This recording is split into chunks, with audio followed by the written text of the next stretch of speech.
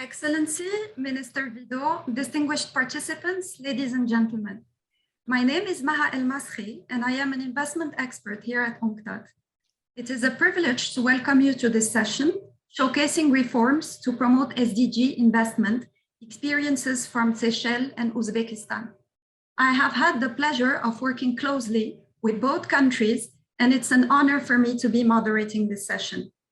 My role as a moderator will be to facilitate the session, the transition between speakers, and the interaction with the participants who are attending this event on our World Investment Forum platform. For our distinguished panelists, please do not hesitate to use the chat box on the right side of the screen or to raise your hand virtually should you wish to intervene.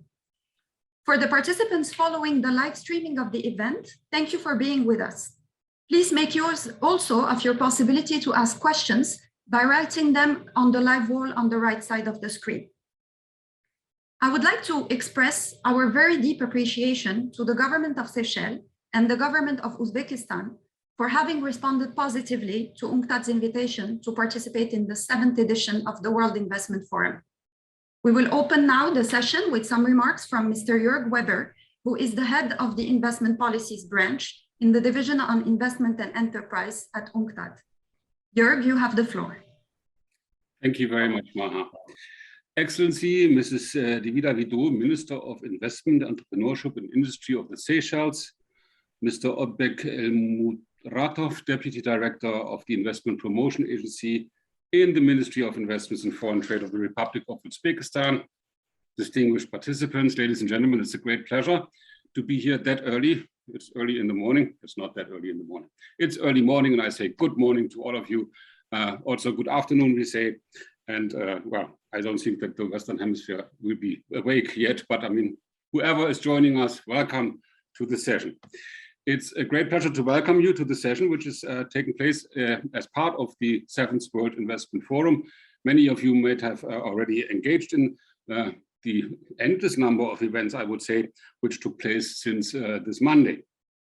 And quite frankly, as was stressed earlier in the week, investment policy reforms anchored in the principles guided by sustainable development, as we have put them in the investment policy framework for sustainable development, are at the heart of any, they should be at the heart of any strategy to promote economic recovery and build forward better.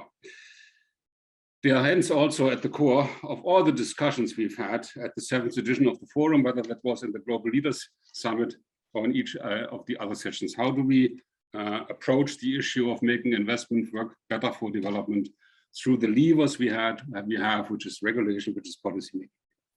It's therefore a pleasure for us to have the two countries here inform and enrich this discussion throughout the forum based on the concrete initiatives to reform the investment framework of the two countries with whom we have had the honor of cooperating in the recent past, namely in the context of our investment policy review work, which is headed by Chantal and where Maha as the investment expert is working. We did an investment policy review for the Seychelles, and for Uzbekistan, we are in the process of completing an investment policy review implementation report. UNCTAD's investment policy reviews are one of our most successful, I might want to say, technical assistance programs, because we have been conducting them by now in more than 55 economies, and with us providing country-specific and action-oriented recommendations, again rooted in sustainable development principles. These IPRs have contributed to policy reform and therefore and thereby contributed to improved investment environments and have indeed had a visible impact, measurable impact on investment flows, and thereby generated development impact in terms of what is the positive things coming with investment. Jobs were created, taxes were generated, and poverty was reduced. Allow me hence to thank the governments of Seychelles and Uzbekistan for the trust they placed in UNCTAD's technical assistance program, and to reiterate our commitment, UNCTAD's commitment, to accompany you in your reform journey. Excellencies, ladies and gentlemen, last year, the COVID-19 pandemic severely hit global foreign direct investment flows, which fell by 35%. They reached an estimated 1.9 trillion, the lowest level ever since 2005. While we can see global investment recovery already taking place, as we've reported it in the Global Investment Trends Monitor, which was released this Monday, significant regional differences and uncertainties persist, both in terms of the timing and the strength of the recovery. It is indeed telling that the pandemic has severely impacted investment in critical sectors critical for achieving the SDGs, namely infrastructure, health, food and agriculture. All these sectors in developing countries have suffered double-digit declines in terms of their FDI inflows, further perpetuating the problems these countries face in attaining the SDGs. To fully embrace recovery and promote the type of FDI that will foster sustainable and inclusive development, countries must continue to improve their investment environment. And in this regard, let me now turn to some of the country-specific issues addressed in these two investment policy reviews, the implementation report of Uzbekistan, which is forthcoming in terms of its publication, and the investment policy review of the Seychelles. Seychelles, let's start with the country, had experienced an exceptional economic and social performance, making it the only high-income country in sub-Saharan Africa. An analysis of the factors behind these achievements clearly shows the positive role that foreign direct investment played in this development. However, critical threats, including, of course, climate change and the COVID-19 pandemic, which are unfortunately common among all the small island developing countries, they threaten to jeopardize these accomplishments. Indeed, a heavy reliance on imports and on tourism have had devastating impacts during 2020 and have shown how the economy of the Seychelles is vulnerable to exogenous shocks. The government of the Seychelles had already started revisiting its development model to tackle this type of challenges. Vision 2033 targets an ambitious paradigm shift for the country to become a knowledge-based and innovation-driven economy. To achieve these objectives, the IPR focused on additional reforms of the legal and regulatory environment needed to make this happen. New skills, innovation, and competition to strengthen local productive capacities and enhance resilience to shocks like the ones mentioned are also highlighted in the report. The government will also have to better exploit synergies between investment and entrepreneurship policies to set specific targets for the type of investors and entrepreneurs needed and to strengthen institutional coordination. We look forward, UNCTAD looks forward to hearing from you on the envisaged reforms to address these challenges. And I think Minister Levy will take the floor right after me. Allow me hence to take this opportunity to congratulate the Seychelles Investment Board, the investment promotion agency of the country, for the special award they won this last Tuesday for their work on promoting investment in the blue economy. Congratulations. Let me now turn to Uzbekistan. The investment policy review of Uzbekistan was completed many years ago and was indeed among the first ones ever published by UNCTAD, 1999, in the last century. Since then, many things have changed in the world with respect to investment policy making and, of course, also for the Uzbek economy. FDI inflows have been on a rising trend in Uzbekistan for many, many years. The measures taken to open and diversify the economy, the support provided to stimulate specific industries, and the processing of primary products attracted major investors in various activities. Foreign investors are present in many different sectors, including mining, automotive industry, petrochemicals, metal production, and telecommunications. The government's actions also led to a significant foreign presence in the gas sector, which remains today one of the major FDI recipient sectors in the country. In 2017, the government announced a new round of reforms aimed at restructuring state-owned enterprises, identifying new enterprises to be privatized, and strengthening corporate governance. These new initiatives and the actions taken by the government had had a significant impact and a rapid effect on FDI in the variety of sectors, including the production of building materials, the prospection and development of oil and natural gas fields, textiles, and constructions. In 2019, hence, the FDI inflows reached a record high of $2.3 billion. Of course, the government was expecting these FDI inflows to continue to rise. However, as we all know now the COVID-19 pandemic put a stop on this upward trend, with FDI inflows sliding back to a mere 1.7 billion in 2020. To meet its ambitious development goals and attract a share of FDI that is more in line with the country's potential, further reforms can be envisaged by the government of Uzbekistan. The implementation report will highlight a number of recommendations to further strengthen the investment and business environment and to further enhance the investment promotion efforts to make this happen.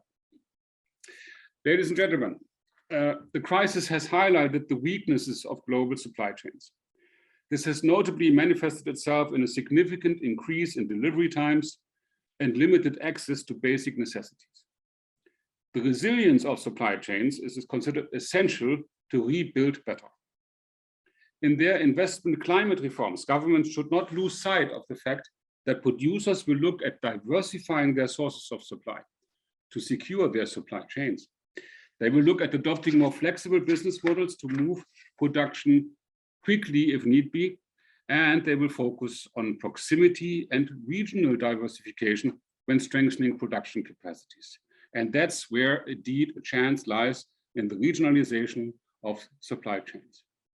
Allow me hence to close by reiterating our sincere gratitude once again to the governments of the Seychelles and Uzbekistan for having accepted to participate in this event, for sharing the experience of investment reform with the World Investment Forum audience, and indeed for coming and working on this matter together, and their trust placed in UNCTAD to work together to make investment work better for development.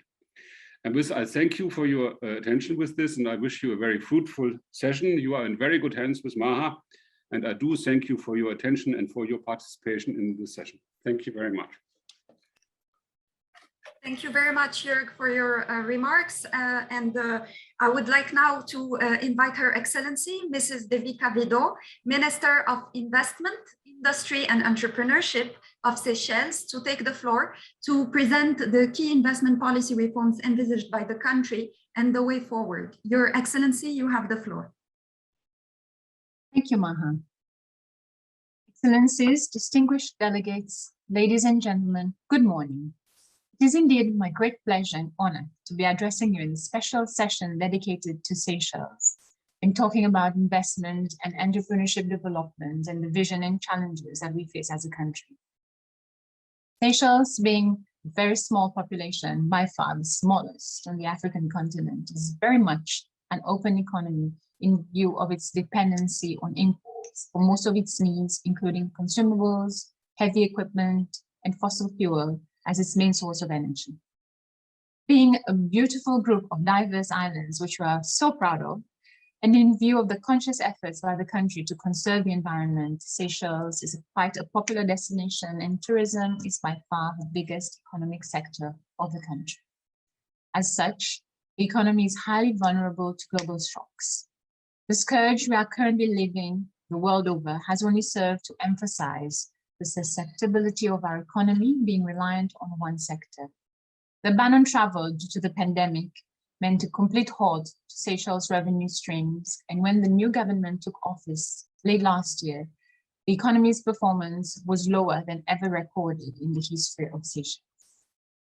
In such a predicament, the message could not have been clearer. The country cannot continue over the long term to rely so heavily on one sector. All efforts of the new administration was put towards recovery of the economy, first and foremost. Of course, furthermore, to build it back better, to improve its resilience so that it will be stronger to face more adversities in the future. While Seychelles will continue to place efforts on developing the tourism sector, priority is being placed on blue economy, fisheries, agriculture, and sustainable manufacturing. In regards to tourism, it is important to note that until now, Seychelles has not really tapped into the full potential of tourism, which has looming opportunities such as cultural tourism, agro-tourism, and medical and wellness tourism, just to name a few. In regards to the blue economy, this is where a lot of emphasis will also be placed in the further development of this sector, including the fisheries sector. We have been blessed with about 1.4 million square kilometers of ocean space, pristine ocean space, may I add. Opportunities still exist in marine biotechnology, aquaculture, and possibly other industries which further research and development may reveal. Sustainable fisheries value addition is a prominent venture, and we are exploring further opportunities in the area. Fortunately, Seychelles still relies heavily on imports for its agricultural produce, which implies that this sector has to undergo a massive transformation through further introduction of science, technology, and innovation, amongst other measures, in order to boost this sector to increase domestic production. And this is a very big concern for Seychelles.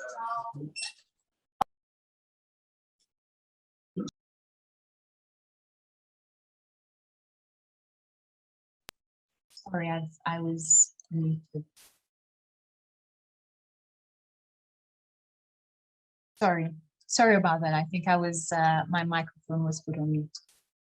Finally, the country provides valuable prospects for sustainable manufacturing to contribute to some additional level of import substitution.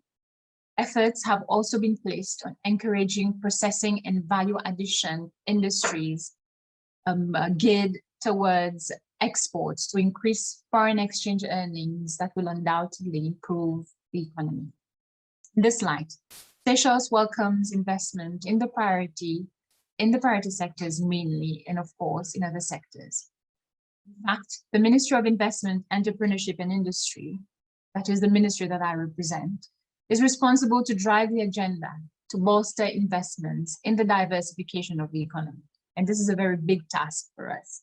In fact, I would have to say that it's one of the most important tasks that we have been given, and it's a privilege for me to serve the country during this very sensitive time. Hence, the vision of the ministry is to generate wealth and create employment responsibly in a conducive business environment. However, it is clear that the implementation of such a vision would require the proper enabling environment. Policies, strategies, fiscal, infrastructure, and institutional arrangements have to lend themselves to supporting the goal and provide the right platforms within which we need to operate.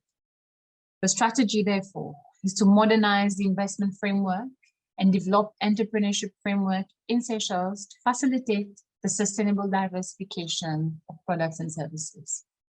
A restructuring of the ministry is underway that will enable us to deliver on certain interventions, such as revisiting the Investment Act, revisiting bilateral and multilateral partnerships to make them more responsive to local economy needs, to allow us to really benefit from foreign direct investment, streamlining and digitalizing investment services to facilitate the ease of doing business, implementation of programs for capacity building that will foster a responsible investment culture in both LDI and FDI, sensitization efforts on the benefits of STI, science, technology, and innovation to business, and promoting the development and integration of science, technology, and innovation across the economy.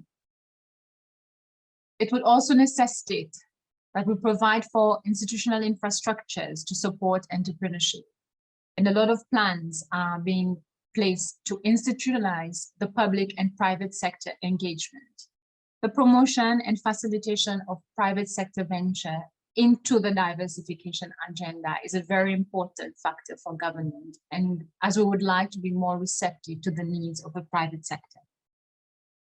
We have also focused efforts in creating an environment to foster R&D for the uptake of findings and acquired knowledge to be converted into entrepreneurship and business opportunities. We are also focusing measures to improving access to finance, as it still remains a major hurdle to new innovative business startups, in view that banks are more risk averse to offer lending facilities to what they consider as risky ventures. The above strategy and some of the corresponding strategic interventions have been derived, of course, from the investment policy review carried out with the much appreciated expertise of UNCTAD. We would not have been able to do it without you. Through a thorough analysis of our environment, UNCTAD has helped us to identify the gaps, which has in turn enabled us to formulate our strategy to address these gaps. And may I also add that it has allowed us to save a lot of time, because we have been able to develop strategies that's very target specific and focused. And I would like to personally take this opportunity to thank UNCTAD, and particularly the Division of Investment and Enterprise, for your assistance. I'm also pleased to relate the vision and strategy to the Sustainable Development Goals, particularly Goal A, which is to promote sustained and inclusive and sustainable economic growth, full and productive employment, and decent work for all, as well as to Goal 9, which is to build a resilient infrastructure, promote inclusive and sustainable industrialization, and foster innovation. No doubt, my ministry will not be able to carry out this feat on its own. The role and influence of the local, regional, and international communities cannot be overemphasized, and Seychelles continues to work with the traditional and new partners to ensure that our country can gain from best practices, from the transfer of knowledge and technology. The support and collaboration enjoyed are invaluable, and I pray that such partnership continues and that we may enhance them as much as possible.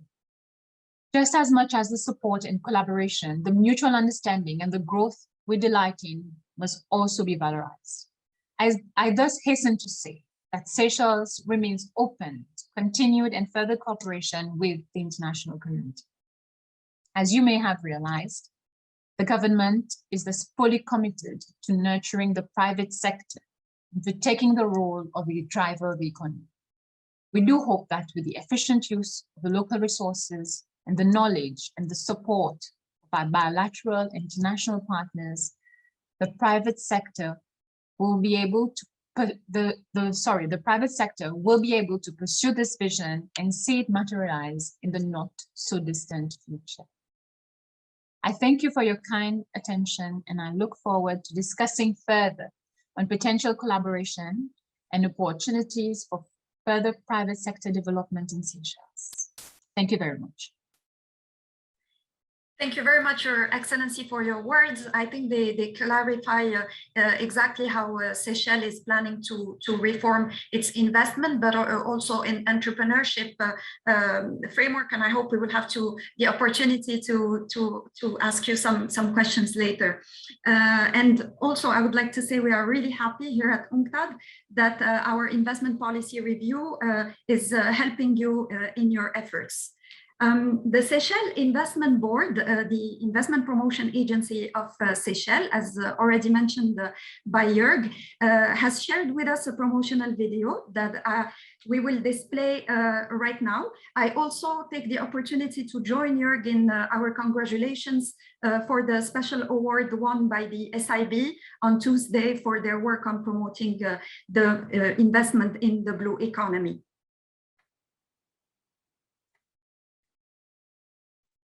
Most definitely. We look forward for us to carry on the conversation 100%. And I know that I've not had the opportunity to communicate directly with your team. So I do welcome the opportunity for us to discuss and to have some discussions one-on-one. I know that PS Nalitambi, Michael, Mr. Nalitambi has been in touch with your team over the past few months. Also, so through him, I'll be able to, we can make arrangements and we can have these meetings set up, because we need to ensure that the plan that we have is aligned essentially with the recommendations that have been set forth in the IPR. And of course, as I said, time is of the essence, and we want to ensure that, you know, we're not taking a direction which will further delay our progress. Thank you very much, Your Excellency, and I can assure you of our continuous support, and it will be our utmost pleasure to continue the discussion with you on these very important issues. And right now, if you allow me, I will launch the video sent to us by the Seychelles Investment Board.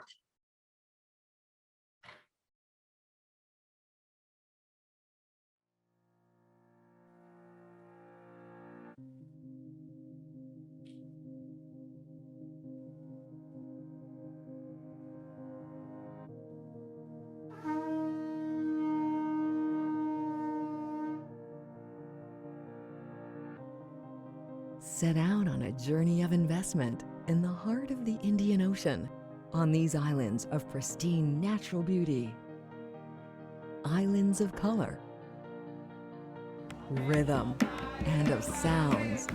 Come on a voyage with us. Jump in to an island economy built on tourism and fisheries, globally visible.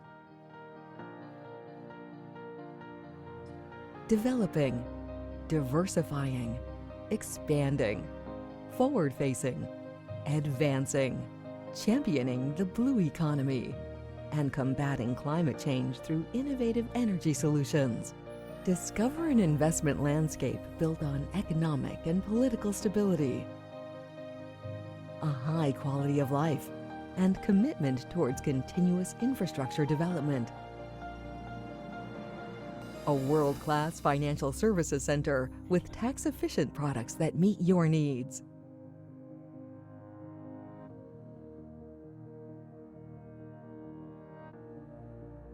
A young and dynamic workforce that is educated, skilled, and committed. And a spirit that embraces the use of science, technology, and innovation for the future.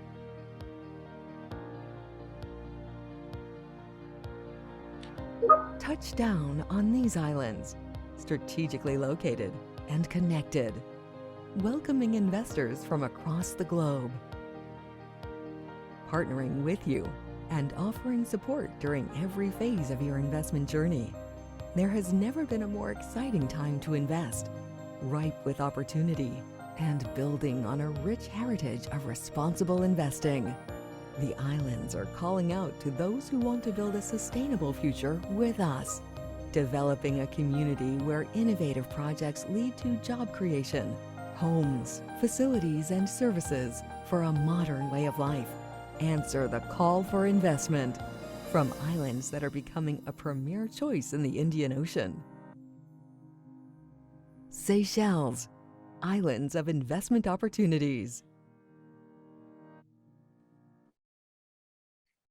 Thank you to the Seychelles Investment Board for having shared with us this impressive video, which highlights the enormous potential of Seychelles. I will now maybe give the floor to the private sector and the development partner. Without further ado, I wish to invite Mr. Fawzi Gzouma, Minister Counselor from the Permanent Mission of the African Union to the United Nations and other international organizations in Geneva, to take the floor. Mr. Gzouma, you have the floor. Thank you, Maha, to giving me the floor. Thank you very well. I will make my statement in French. I prepared in French. Madame Vidika Vidot, la ministre de l'Investissement, de l'Entrepreneuriat et de l'Entreprise de la République de Seychelles. Monsieur Georges Weber, le chef de service des politiques d'investissement.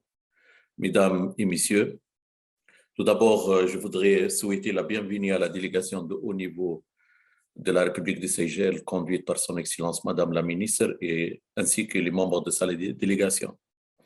Nous sommes convaincus que l'examen de la politique d'investissement de la République de Seychelles permettra de tirer les leçons du passé et de s'engager dans des réformes de la politique nationale d'investissement.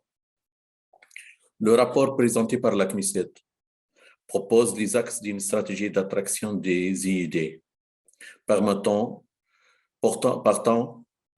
de la volonté des autorités publiques à développer le secteur privé et considérant le contexte de forte concurrence entre les pays au niveau mondial.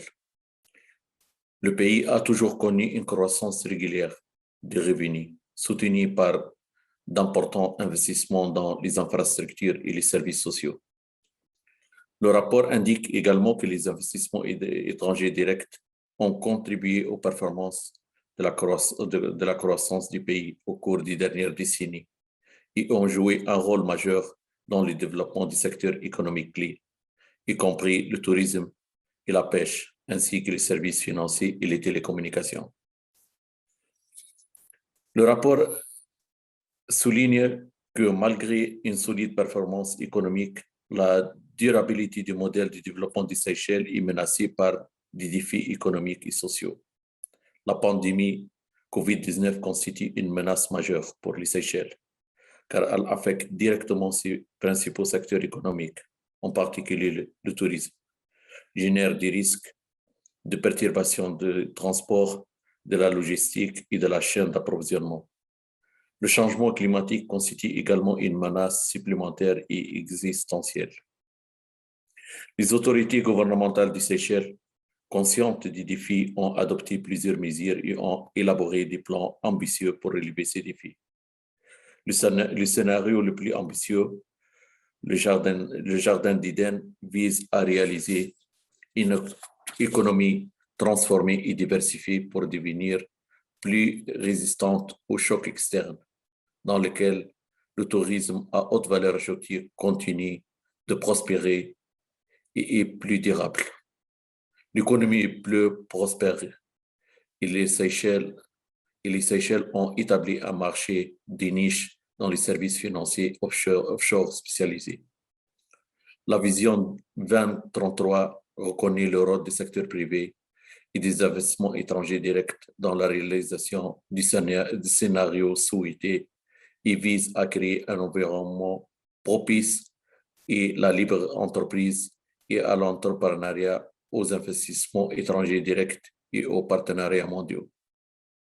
Monsieur le Président, Excellences, Madame et Messieurs, la République des Seychelles, membre de l'Union africaine, joue un rôle prépondérant dans la création de la zone de libre-échange continentale africaine, qui prélude au marché commun africain. Ce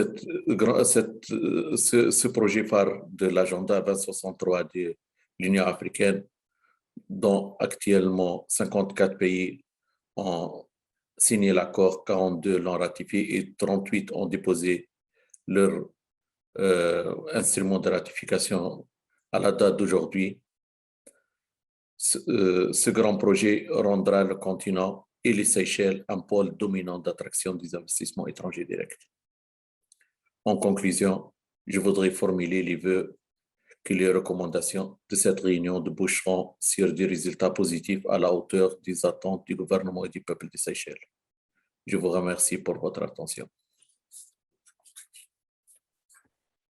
Merci beaucoup, Monsieur Xuma. Thank you very much, Mr. Xuma.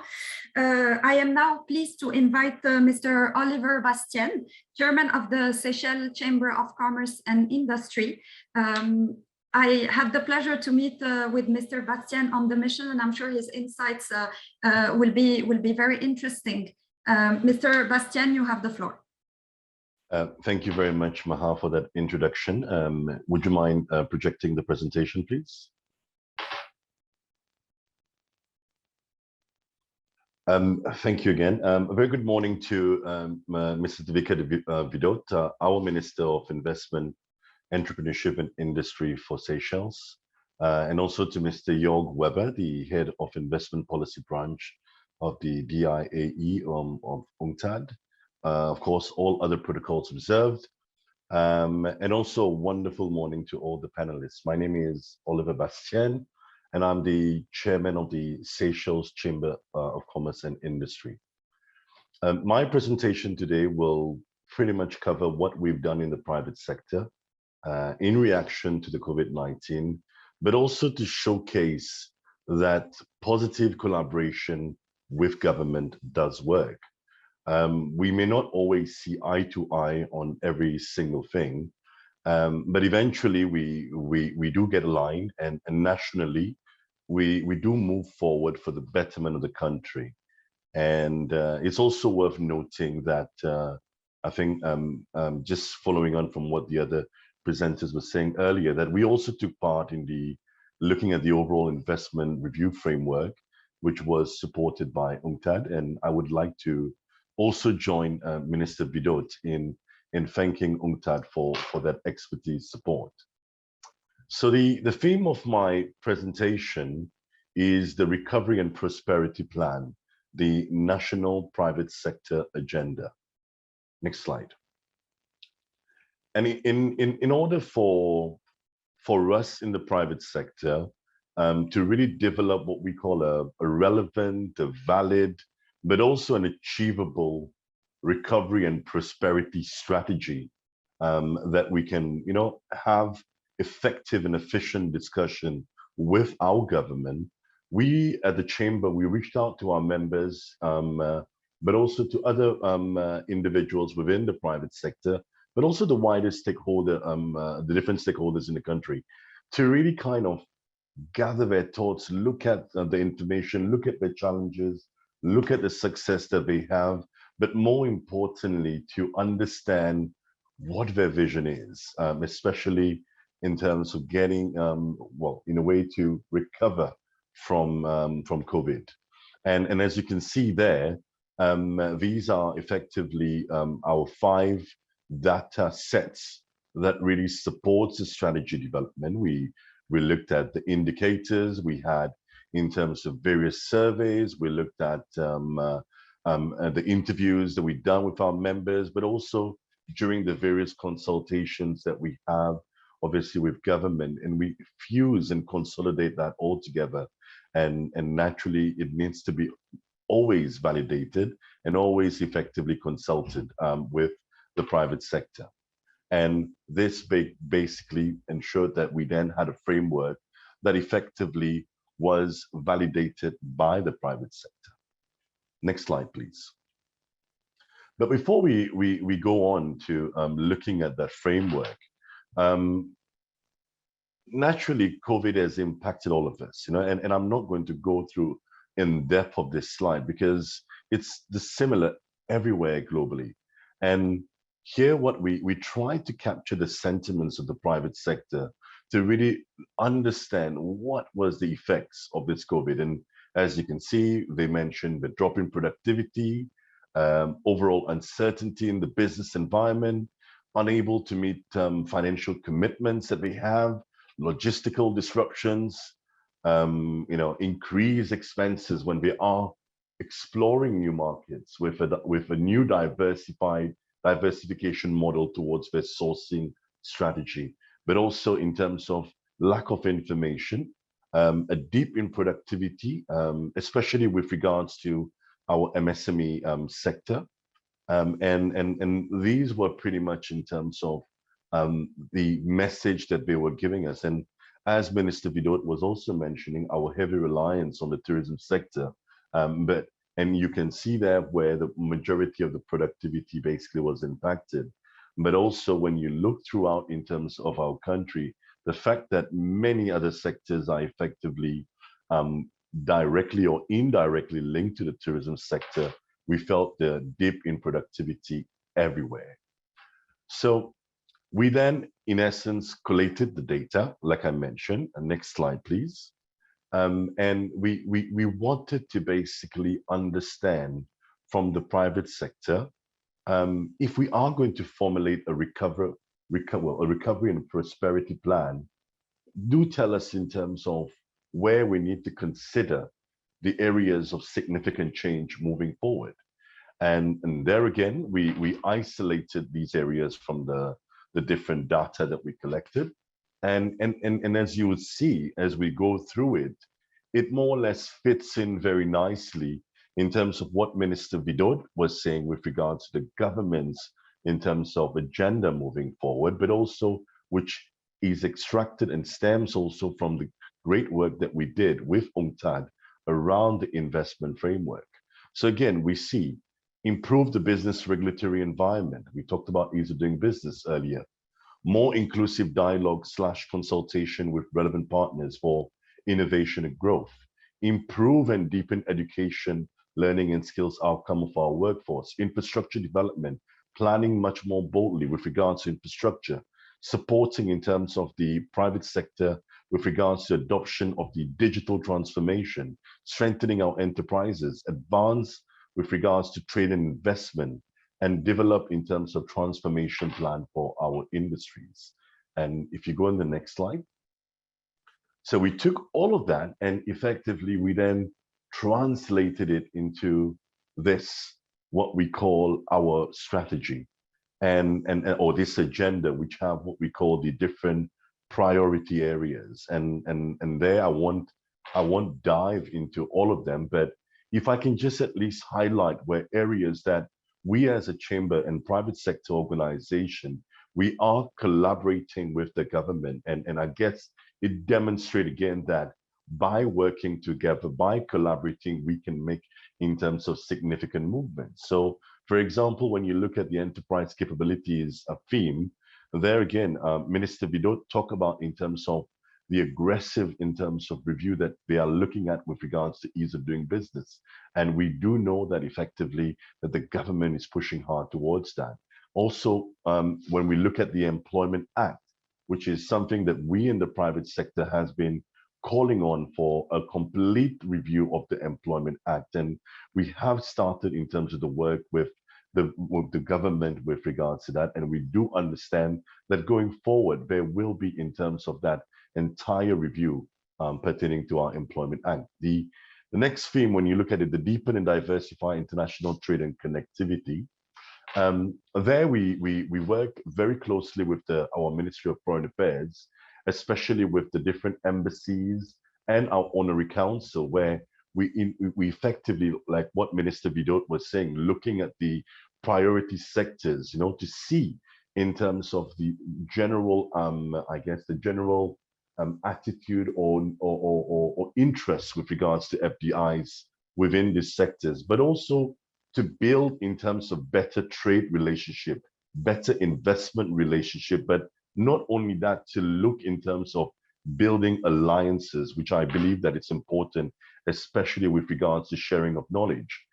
The next theme, when you look at it, the industry transformation, and there, again, I hate to be just quoting Minister Vidot, so please forgive me, Minister Vidot, but she talked about that earlier again, where she talked about in terms of the transformation of the country. And we in the private sector, we are on her side on that because it makes sense. We have to build that resilience that we keep talking about, and there again, we have been proactively working with the government in terms of trying to even diversify our current, even our tourism offerings that we do, looking at the transformation of our financial services sector. I know the video that was shown earlier to you all make mention with that. So there is a lot of work being done at the moment to relook at the diversification model, appreciating that our main bread and butter will naturally be tourism in terms of moving forward, at least in the shorter and medium term. On the skills element there again, how do we effectively build in terms of better skills set for our local population, but understand how we can complement that with expertise, with know-how, with best practices from the overall in terms of international community. We spoke about infrastructure development, so I won't go dive into that. And maybe just one component that I believe that is important, which I wish to highlight, is on this partnership and inclusive element to build future sustainable growth. Because there, us in the private sector, we need to do much more to build our capacity to understand much more in sustainable growth, but also understand much more on the climate change adaptation, especially in terms of the impact that it has on us. So in conclusion, we have a lot of work to do ahead of us. We are extremely committed as a chamber to work alongside our government to make this push forward. And if you go on the next slide, you would see that how at the moment we are working with the Department of Economic Planning, where we are trying to, in essence, match in terms of the different theme areas to the National Development Strategy, which effectively is a strategy that pushes forward the vision of the country moving forward. So on that note, I wish to thank in terms of the government of Seychelles for allowing me to say a few words or to say the presentation, but also for UNCTAD for the invitation and for organizing such a wonderful initiative. So thank you very much.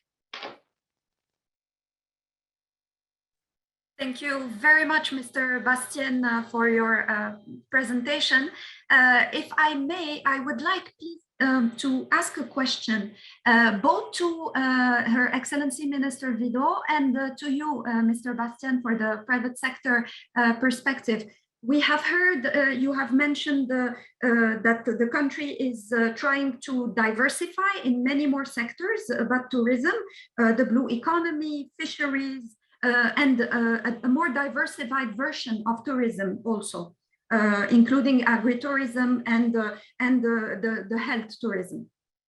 Mr. Xuma mentioned the regional integration. Mr. Bastien, you mentioned business alliances.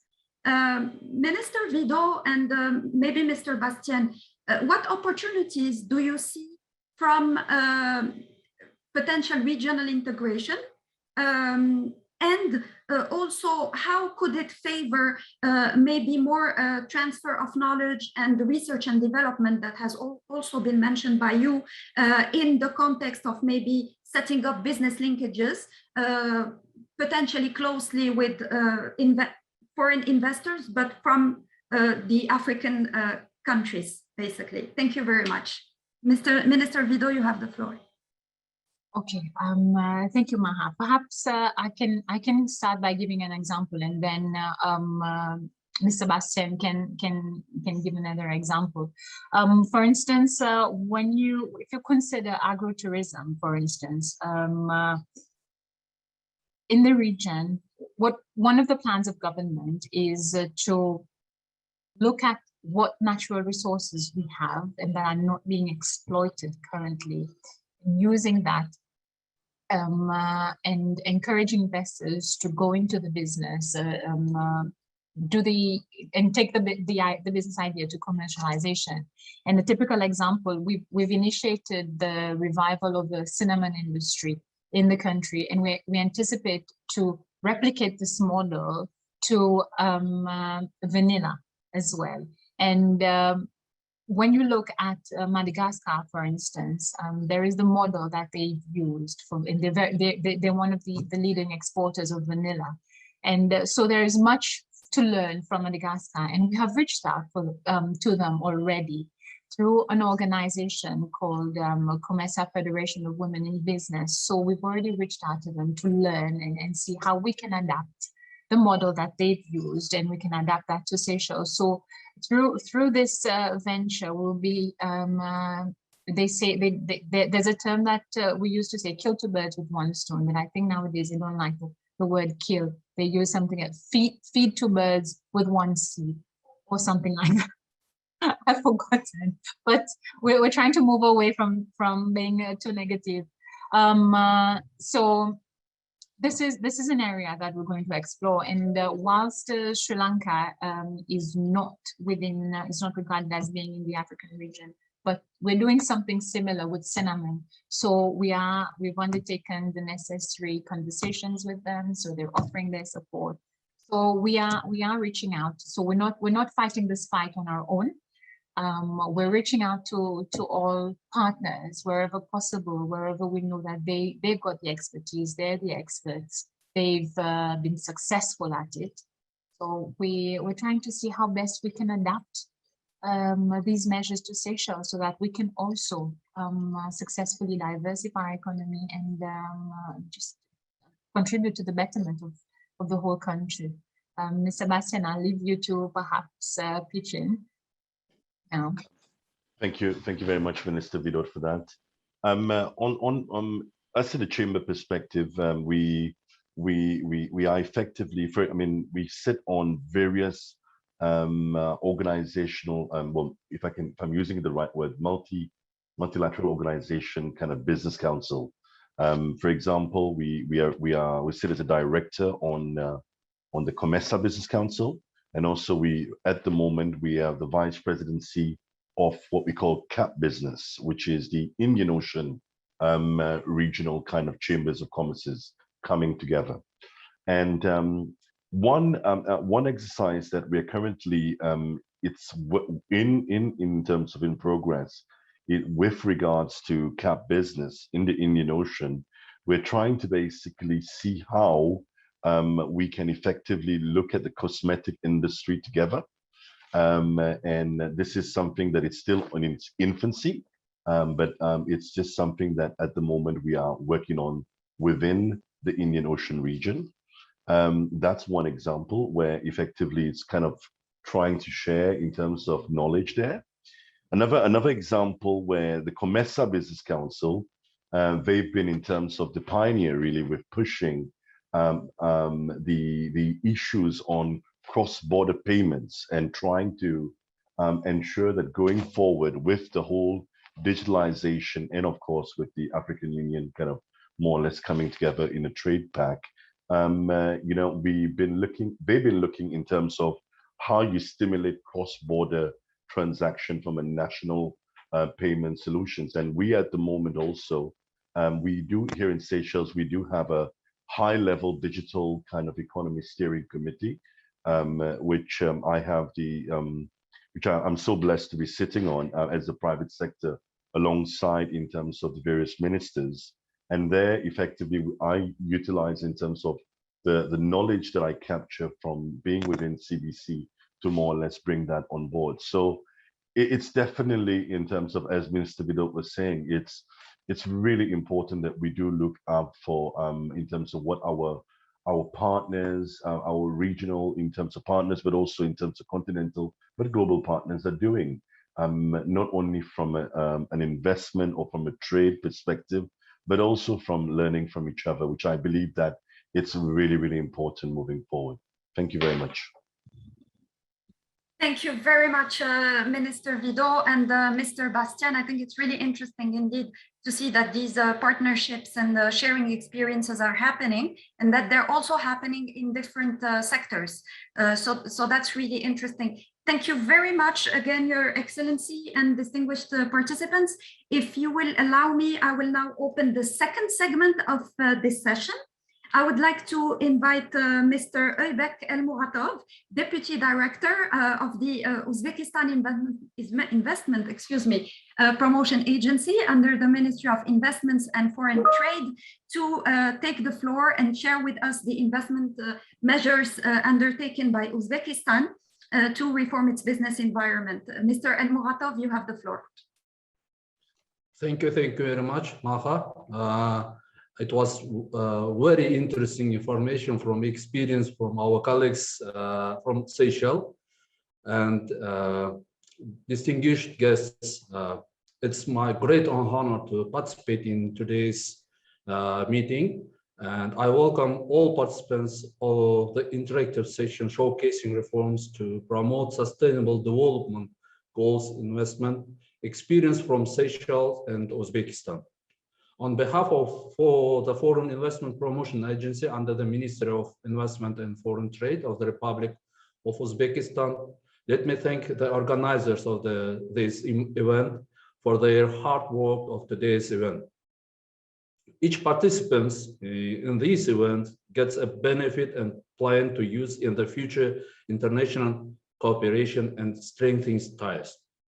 The present event takes place at a critical period in the history where countries find themselves in a difficult consequences of COVID-19. Crisis which is a global in nature, but which has particularly affected the development of world.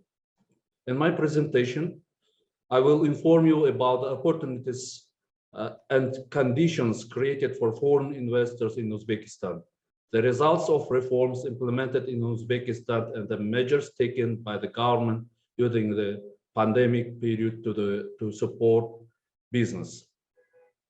Next slide, please. Dear friends, as you know, the Republic of Uzbekistan is the most populated country in Central Asia, with over 35 million in accounts. It accounts for more than half of the region's total population. The GDP of Uzbekistan economy is about $60 billion, which in 2020 increased by 1.7% and expected to grow for 7% in this year.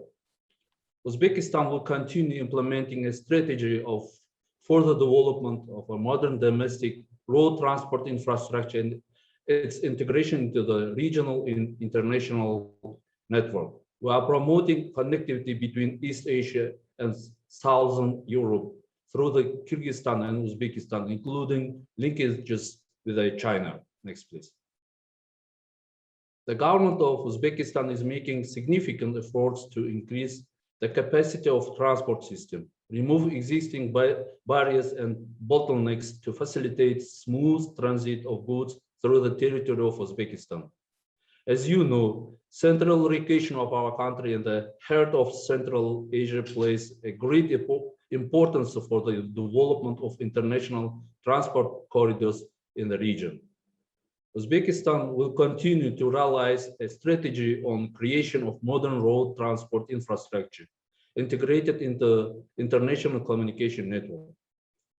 East Asia and Southern Europe will be connected through the China, Kyrgyzstan, and Uzbekistan, realized projects of electrification of railways with a length of 4,700 kilometers, 11 international airports, and 184,000 kilometers of roads will serve logistic infrastructure. Next, please. I would like to focus on for your main reason why it's the perfect time to invest in Uzbekistan.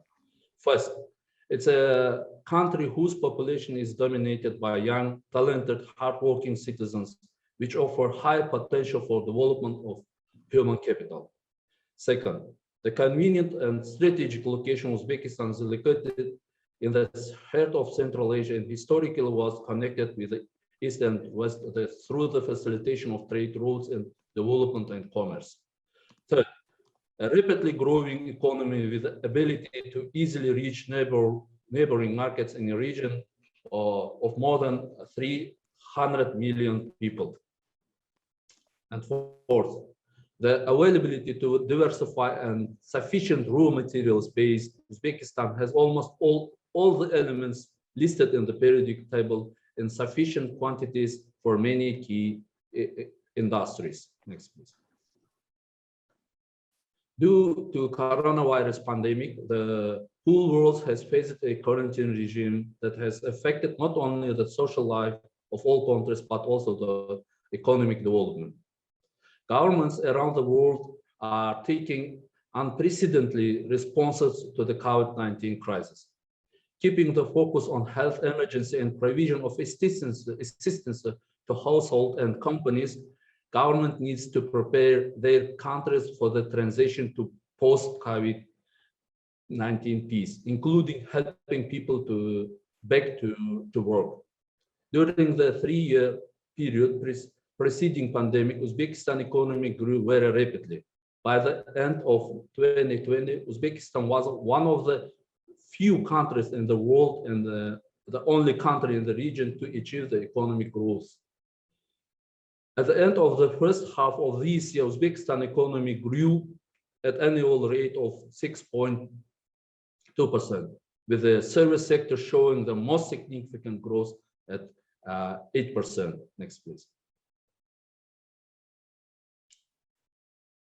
Uzbekistan is aspiring once again to become a place capitalization and integration. Nowadays, more than 440 countries invested in Uzbekistan. Despite of pandemic, last year, Russia invested in Uzbekistan 1.5 billion, China 1.3 million, Germany almost 1 billion, Turkey more than 500 million US dollars and other.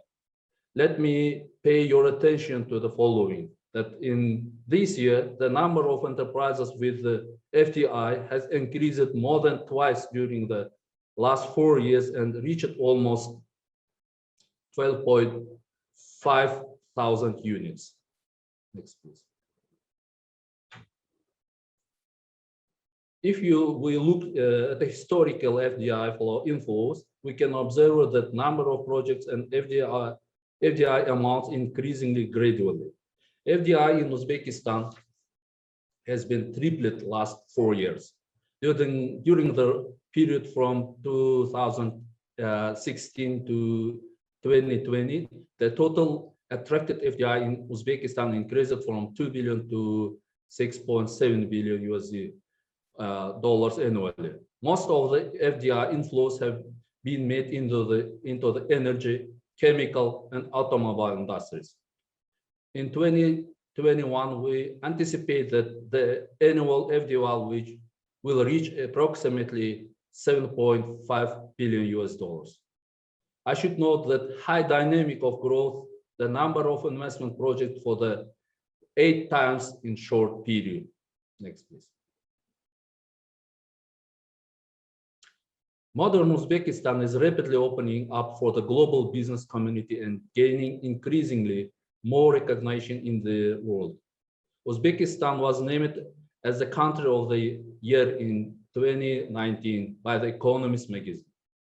Major international rating agencies such as S&P Global, Fitch Ratings, and Moody's confirmed the efficiency of the ongoing reforms with a stable and positive rating outlooks, and reflect demonstrated improvements in institutional capacity and policy effectiveness that will support better development results. According to the projection from IFIs, Uzbekistan GDP is expected to accelerate to 6.2% in due to a gradual resumption of trade and investment flows and vaccine distribution. The assignment of sovereign credit ratings by the leading international credit ratings agencies is providing the basis and benchmark for global investors and gradually increasing their confidence to invest in Uzbekistan. In addition, Uzbekistan has opened up its border and increased the list of countries whose citizens do not require a visa to enter Uzbekistan to 90 jurisdictions. Next, please. Successful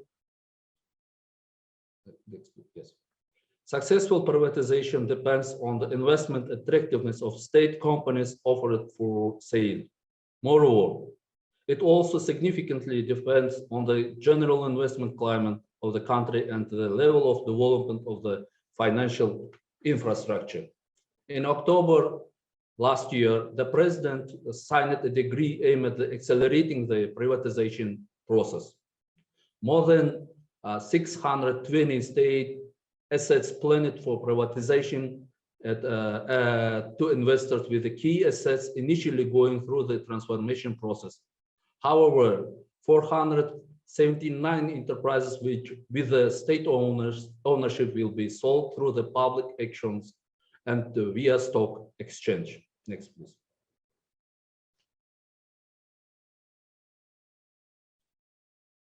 At present, Uzbekistan is taking measures on implementing a multifaceted reform program that also includes the transformation of banking sector to reduce the share of the state and increase the presence of foreign financial institutions. A number of reforms implemented to date have had a favorable impact on the growth of the productivity efficiency of the economy in the post-pandemic period. Currently, the government owns share capital in 13 local commercial banks with which cumulative accounts for more than 87% of the capital of banking system in Uzbekistan. The strategy summarizes the main direction of the development of banking sector, including transformation and privatization of all but 2 state-owned banks.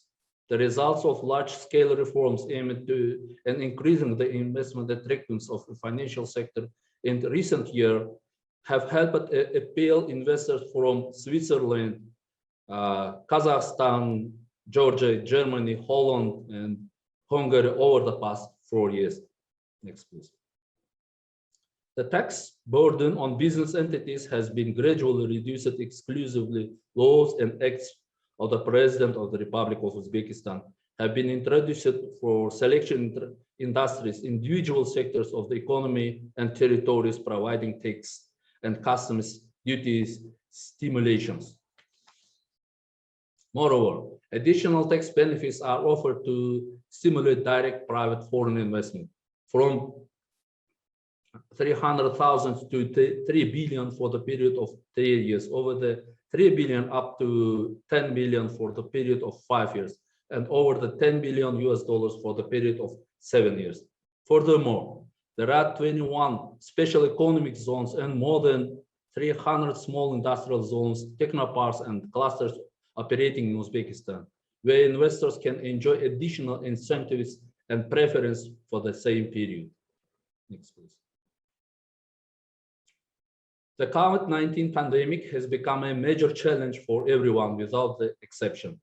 It significantly slowed down progress towards the Sustainable Development Goals.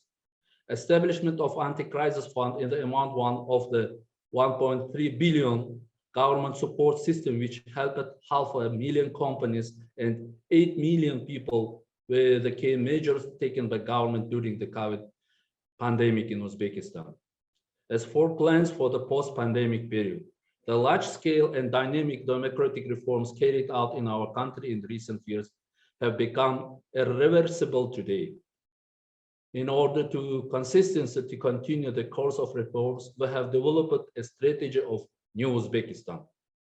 The essence of this strategy is to strengthen the role of civil society institutions, protect human rights, reduce poverty, provide every person with a guaranteed source of income, and achieve sustainable environmental development.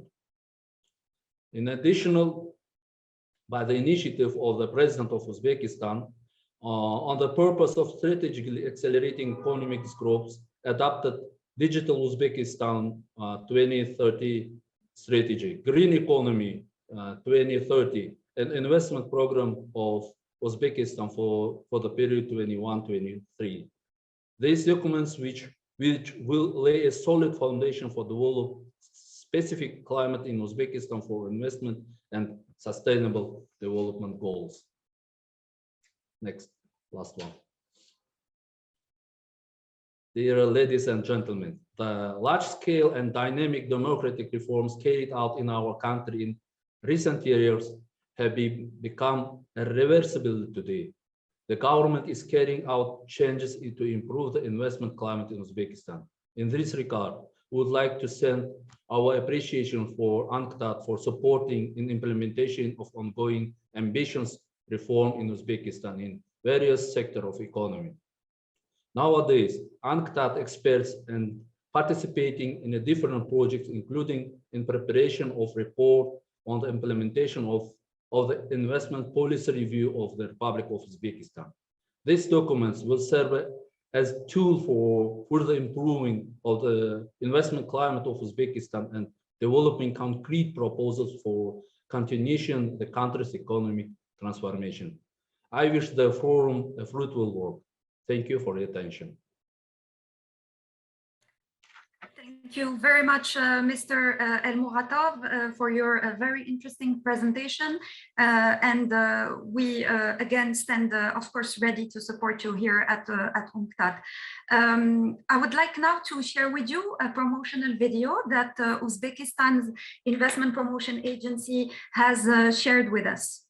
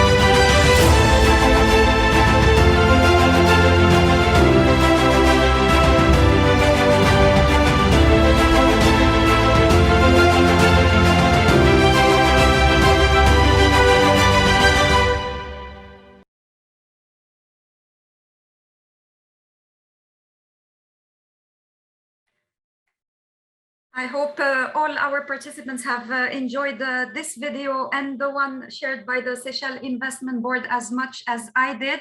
I will now like to invite the private sector representatives who are with us today to share their perspectives and their insights. And first, I would like to give the floor to Mr. Prakash Kejriwal, Director of the Indorama Group. Sir, you have the floor. Thank you very much, Maha. Dear distinguished guests, delegates, and excellencies, and particularly my colleagues from Uzbekistan, for giving us this opportunity to share our thoughts about our engagement in Uzbekistan. And let me start with just a brief about who we are. Am I audible? I suppose. You are, but if you can please remove any source of sound like picture or mouse from the microphone as much as possible, because it's interfering with your voice. Thank you very much. Sure, thanks. So, Indorama, basically, we are a Singapore headquartered company, globally having global manufacturing facilities across more than 35 countries, more than 150 manufacturing sites across petrochemicals, fertilizers, textile raw materials, industrial raw materials, and farming. In Uzbekistan, we started our investment activities since 2010, and there has been a continuous investment we have been doing in the country, and we have seen the journey pre-reforms and post-reforms. And in the country, we are invested in the textile sector, leveraging on a very strong raw material base of cotton. In the fertilizer sector, supporting primarily a very robust and dynamic farming sector, which is a large contributor to the economy. And recently, having backward integrated into farming itself. So these are some of the key sectors that we are engaged in the country, and we continuously look forward to leveraging the resource base of the country for further value adding and contributing to the economy. Our investment in the country till date, our committed investment in the country till date is almost close to $500 million. We have created close to 5,000 job places, and we continuously engage ourselves to continuing that process. If I were to share some of my thoughts in terms of how the country has progressed, and particularly the journey in last 4 or 5 years since the new president, since the current president took office in 2016. I would say that the country has just started a major reform process, and this is reflected in the fact that since 2017, when the process of reform started, the world started standing up and looking at the country, looking at what the country is doing, watching closely. And I think my colleague earlier made a beautiful presentation reflecting on what are the key strengths of the country, both demographic, to natural resources, to regional, and primarily all that adds into the fact that the country offers an excellent opportunity for businesses, for FDIs, for domestic investors to continuously look at opportunities within the country. I think the process of reform has been so proactive, and it has brought in such dynamic evolution and transformation of the economy. And few of the narratives can be reflected by the fact that pre-reforms, the country did not even have a sovereign rating. And post-reforms, the sovereign rating process started. For the first time, the country made sovereign bond issuance, which was very generously received by the international investor community. And not only that, the subsequent sovereign bond issuance were priced much more competitively, reflecting upon this credit strength and the dynamism of the economy of the country. Not only that, this process has allowed international investors' confidence to encourage some of the large public sector companies, banks, to go for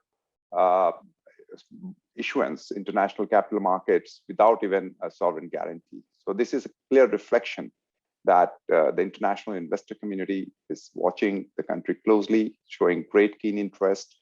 And in spite of the situation with COVID, the country continued to have investments coming in, the FDI flows coming in, and it is continuing with that process. I think my colleague earlier mentioned that it was one of the very few countries globally actually which had a positive economic growth during the tough COVID period, and even the IMF has projected the 2022 GDP growth rate at 6.2% and a stable 6+ GDP growth rates in the coming years. The continuous FDI flows across the diverse sectors, including from farming to textiles, to mining, to oil and gas, and various other sectors of economy, is a clear reflection of where the country is moving.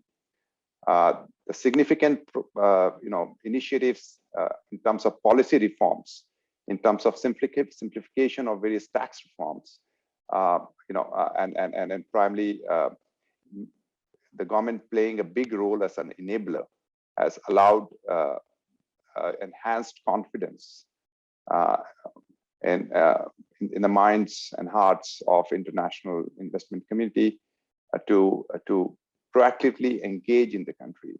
I think from a sustainable development goals, some of the initiatives that the government has taken recently, including a very huge emphasis on moving away from fossil fuels and adding a significant share of renewables. And recently, I'm sure probably all of you know how much the government has added in terms of solar, wind, and hydro capacity, in spite of the fact that the country is blessed with very huge natural gas resource. It's looking at diversifying its energy resource base. So that's a clear reflection that the government remains very committed at achieving its sustainable growth. Not only that, the fact that companies like us are engaged in farming and clearly understanding that with the growing population base, not only the country also has a very robust population growth rates, but also global population growth rates. Agriculture is going to be very, very significant, and sustainable agriculture is going to be much more important. And keeping that in mind, we have started implementing farming practices which aligns with sustainable long-term resource optimized farming practices. We have started implementing large-scale land redevelopment process, land reclamation process, reworking irrigation infrastructures, modernizing the farming fleets, all that to achieve a sustainable farming goals, to ensure that whatever is put on the plate comes through the right carbon footprints. And of course, there's a long task ahead, and then this long journey. But I remain confident as an investor that the government of Uzbekistan is committed towards these goals. I would say that even though the country got independent in 1991, the real growth story, the real reform only has started since 2016. And so I would say it's a very young country. If you look at the reform process, and it has to be a continued process, and it will continue, I believe. And now I think the most important thing is for the reforms to move aggressively from the boardrooms to the grassroots. And I think that's where I fully understand the government's looking at, and I believe the next 5 years is going to be even better than the last 5 years, as far as reform process is concerned, as far as building the investors' confidence is concerned, and we'll see a lot more leap and jumps in FDI inflows coming into the country. Thank you very much. Thank you very much, Mr. Kejriwal, for your intervention, and especially for highlighting the sustainability elements that the government of Uzbekistan has been putting in place to support investment. I would like now to invite our next speaker. I will please request our next speakers to limit their interventions to 5 to 6 minutes, please. Our next speaker is Mr. David Melikidze, Deputy Chief Executive Officer and Chief Financial Officer of TBC Uzbekistan. Mr. Melikidze, you have the floor. Thank you, Maha. Thank you, distinguished members, and thank you for having TBC on this panel. Very much interesting. And so briefly about a lot has been said about the last reforms in the country, and this is really amazing how country is developing, how fast. And I want to thank the representatives of the government of Uzbekistan, because this is the amazing story, what we see here in the country. Briefly about the TBC Bank. So bank is the largest bank in the Caucasus area. So it's listed on London Stock Exchange, and investments in Uzbekistan is the first international expansion story of the bank.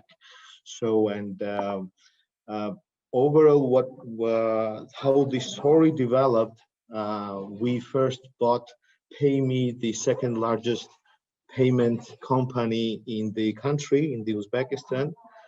And lately, mainly in April 2020, we took the full banking license and started and launched the fully digital bank. And I want to mention that beyond the reforms, so what is the attractiveness in banking sector of the country?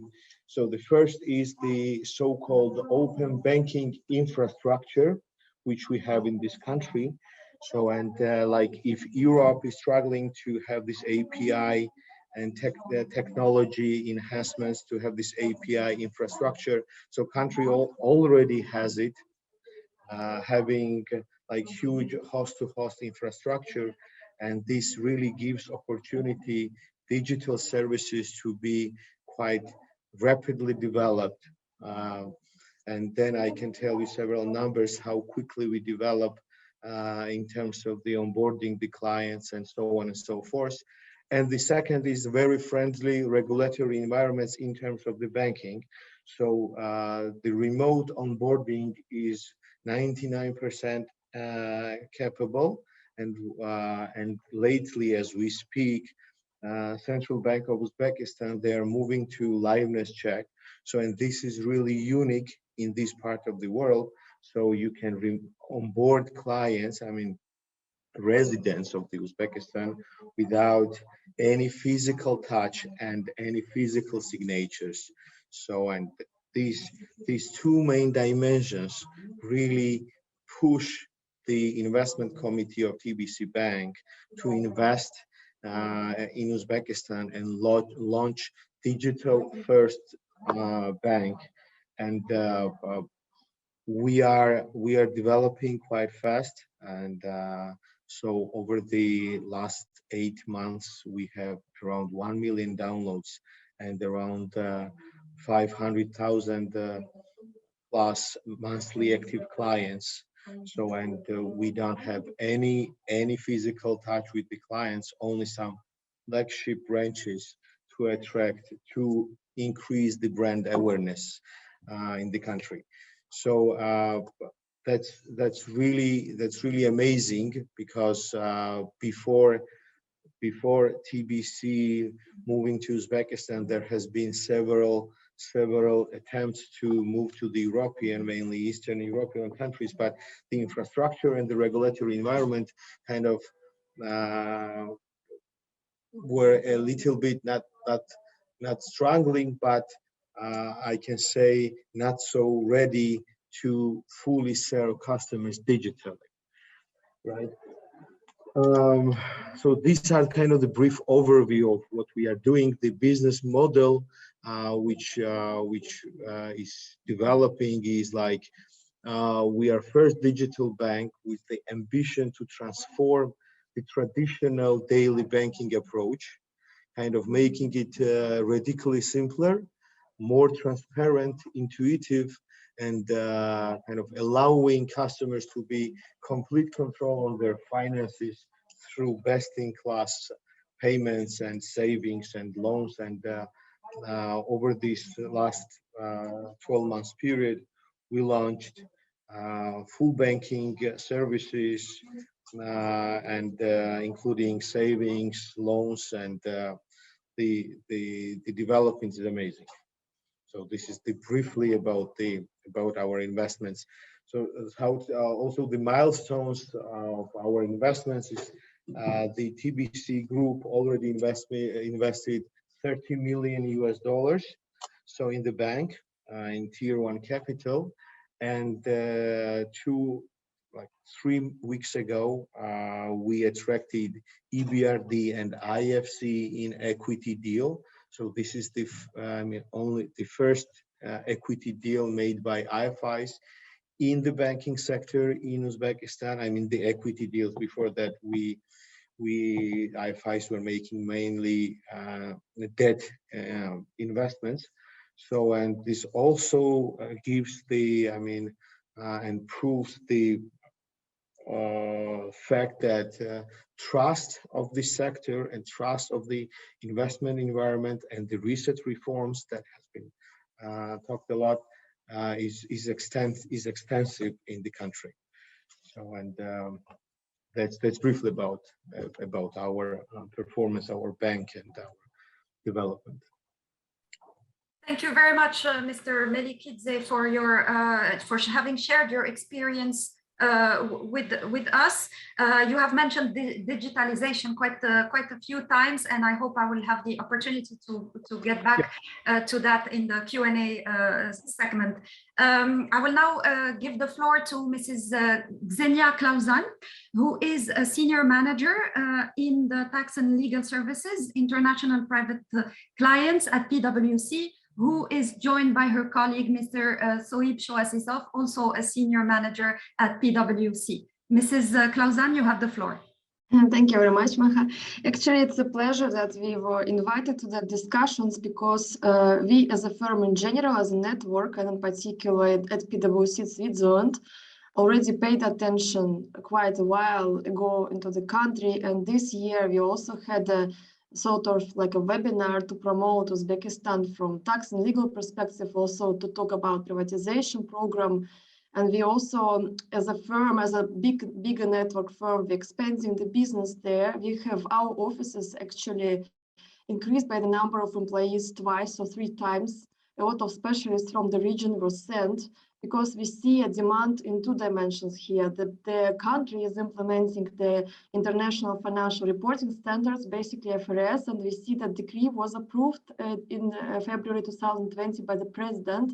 And actually we see it as a very positive sign because it will increase transparency of the financial information. It will increase, let's say, possibility for the foreign investors to assess the financial situation of the local companies, especially those ones which are going to be privatized, and later the other ones. It is from tax perspective also the country, I think the tempo of the reforms is really fast because the country's leaders, they take the best from the region. For example, I could tell you that the tax code that I've seen was implemented 2 years ago. It is just very advanced. It's taking already the best practices from Russia, Kazakhstan, US, many developed countries. But what we, from Swiss perspective, see as an improvement, as a best practices to be implemented for foreign investors, I would like to mention is just, it would be good if Uzbekistan think about extension of double taxability networks, especially with European countries Like we know that there are some double tax treaties with Switzerland, Germany, Netherlands, like classical jurisdictions. But I think there is a necessity, for example, to set up a treaty with Cyprus, with Liechtenstein, with many more countries within the Europe, because this will help also for investors from that regions to have more comfort when they invest, also more beneficial from the tax perspective. And I think it's a very important measure. Also, I noticed that Uzbekistan joined FATCA reporting standard, but still didn't join the common reporting standard. And that's why for the foreign financial institutions with whom, for example, in Switzerland, we work a lot, it would be a very big advantage if they see that the information flow is transparent. And this is not only for the foreign investors, this is also for business from Uzbekistan, which would like to expand, which would like to get financing, because I know that a couple of big financial institutions in Switzerland, which are dealing both with corporate and private banking, they have a big programs and they finance a lot of construction businesses, different like infrastructure businesses in Uzbekistan. And for them, of course, this is important that the country is becoming transparent in terms of information flow, that it joins CRS standard, that it expands this double tax treaty network, joins fully multilateral instrument, all these kind of, let's say, advanced reforms which are done now at a global level. And especially when I've heard today that you talk a lot about digital economy and digital reforms, if there would be expansion of the digital businesses in Uzbekistan, of course, the country should join different initiatives at the global level about this taxation, allocation of taxes, and etc. And also from my perspective is very positive sign that the foreign currency control was relaxed. But to be honest, in practice, I see that we should be having more trainings for the authorities in general, for the tax authorities, especially when it comes to international taxation issues. A lot of concepts was implemented, but I still see a bit of lag between the laws that are implemented and the implementation in practice, because I think it's just not easy, not fast process, but it would be good if the tax authorities also, let's say, receive the latest knowledge and send maybe for trainings at all levels, not only in Tashkent, in the central authority, but maybe at the local levels. And I see how it is done in the neighboring countries, what they created just to speed up this process. They created like a central authorities, which is consulting the local authorities about the different processes, about the difficult questions. And this is speed up the processes for answering and also align the position of tax authorities, which is extremely important for the foreign investors, because what they basically seek is for stability of the tax regimes and stability of the tax authorities' position. And the last point that I wanted to mention, I think the country, it would be great if you consider like implementation of the tax rulings, the same, I think maybe even it exists, if I remember, even in Georgia implemented it with the tax reform, and consider that because, for example, when it comes to Switzerland, the investors are comfortable to come because they could openly consult with the tax authorities, they could agree on the facts and circumstances, and they know that during tax audits there would be no surprises. And this is like a stabilized agreement when you just really conclude for 5 years, and you know that the investor is following the rules and the tax authorities are following the rules. I see it's like one of the most important elements to make the Uzbek like investments even more attractive, because everyone thinks about protection of law, protection of tax stability when the bigger investors are coming from the Western world. And I think Saib would agree with me. We have much more requests from last 5 years, I think last 2 years, for much more active, and both from Uzbek entrepreneurs and vice versa. So we see a demand, we see a trend, and I'm very glad that finally the Uzbek economy was opened, and we all appreciate that you provide all additional information. I think you should even do it more actively and maybe create a bigger forum, physical forum, that the people could participate and express their opinion, or organize some roundtables in Europe and both in Uzbekistan. So thank you very much. Thank you very much, Mrs. Klauzan, for your intervention. I have a question maybe to Mr. El Muratov, and then I will move on to give the floor to Mrs. Chantal Dupaquier to close this session. Mr. El Muratov, we, throughout this week at the World Investment Forum, participants have been pointing out at the importance of digitalization, and that helped slightly with the COVID-19 pandemic.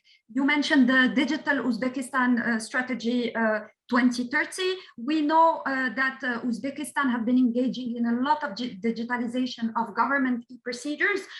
Could you please tell us how it impacted the businesses from your perspective, and whether you see further avenues for the development of government e-services in Uzbekistan? Thank you, Mr. El Muratov. Thank you, Maha. First of all, I'd like to say very great my appreciations to our colleagues from private sector. It will provided a very practical, useful information and experience. Of course, thank you to Ksenia also for her very interesting recommendations. Also, I think that it would be very interesting for consideration from government side. And about the digital strategy of Uzbekistan, as I mentioned, last year it was adopted a very, I think, very important document for the strategy for next 10 years. Which covered almost all sectors of economy. And now I'd like to mention some indicators of this strategy. First of all, to covering high-speed internet of regions from 67% to 100% by the end of 2030. And index of e-government, as you mentioned, from 0.66 to 0.86 by the end of this document.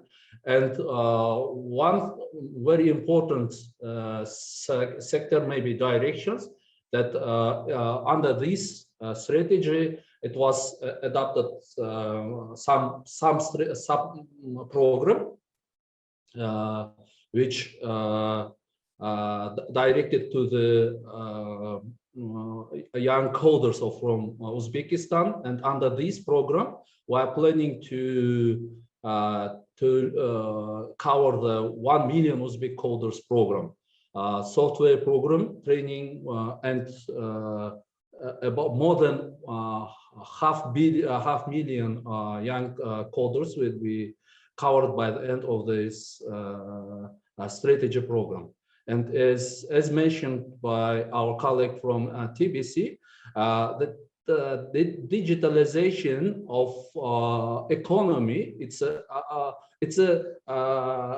very important for nowadays, not only by the banking sector, but almost for all sectors, starting from agriculture, where we can use the drip irrigation and changing the documentation and others. And one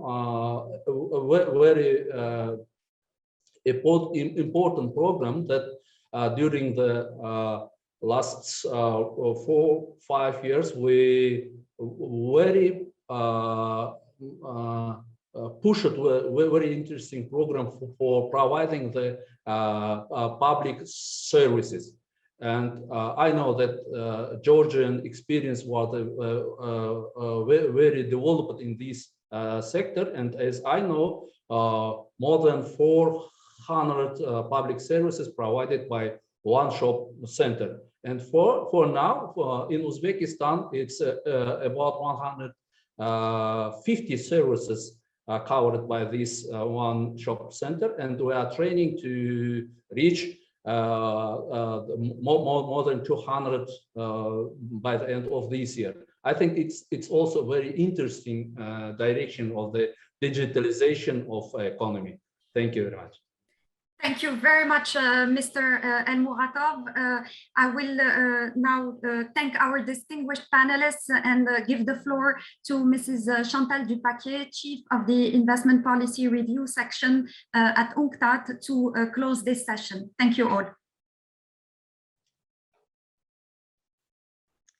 Excellency Minister Vidot, Mr. El-Muratov, distinguished panelists, ladies and gentlemen, we are now at the end of this session.